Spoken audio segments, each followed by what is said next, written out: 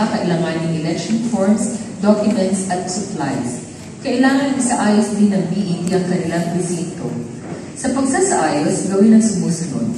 Paskel ang isang kopya ng PCVL para sa barangay voters. Ipapascribe din ng PCVL para sa SK voters para sa mga BETs na may hinahawakang SK precinct. Pascribe din ang poster ng precinct number at lokasyon ng polling place sa pintuan o malapit sa pintuan ng polling place. Isasaayos ang polling place o kwartong pagbobotohan. Kung angkop sa lugar, maaaring sundin ang layout na nakalagay sa Annex E ng General Instructions for BET. Sa pagsasaayos, siguraduhin na may express lane para sa mga PWDs, senior citizens at supported detainee voters. Gumawa ng karatula para madaling makita ito. Idikit ang certified list of candidates for the barangay and SK positions sa ballot secrecy folders o sa lamesa o upuan. Ilagay ang mga ballot secrecy folders sa ibabaw ng mga mesa o upuan. Bago mag-umpisa ang botohan, bubuksan ng chairman ng BET ang ballot box. Tatanggalin na laman ito at ipakikita sa mga watchers at iba pang naroon na wala itong laman. Pagkatapos, ilalak na ang interior cover ng gamit ang isang padlock. Ang interior ng ballot box ay dapat manatiling nakalock hanggang matapos ang botohan at hanggang umpisa ng bilangan.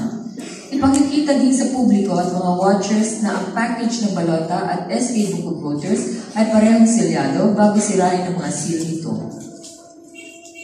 Isusulat sa minutes kung ilan ang pads ng balota at mga serial numbers sa bawat pad. Isusulat din sa minutes na ang package ng balota at SK Book of Voters ay ipinakita sa publiko na selyado pa at ang mga serial numbers ng paper seal nito. Kung sakaling may detainee voter sa hawak niyong presinto, dapat sabihin o i-aanal sa publiko na may detainee voter sa presinto. Nais ko pong ipaalam na meron tayong detainee voters sa presintong ito. Ang kanilang mga balota ay nasa Special Board of Election Tellers na bago mag-alas 3 ng hapon ay ibibigay po ng Special Board of Election Tellers ang mga envelopes na naglalaman ng balota ng detainees.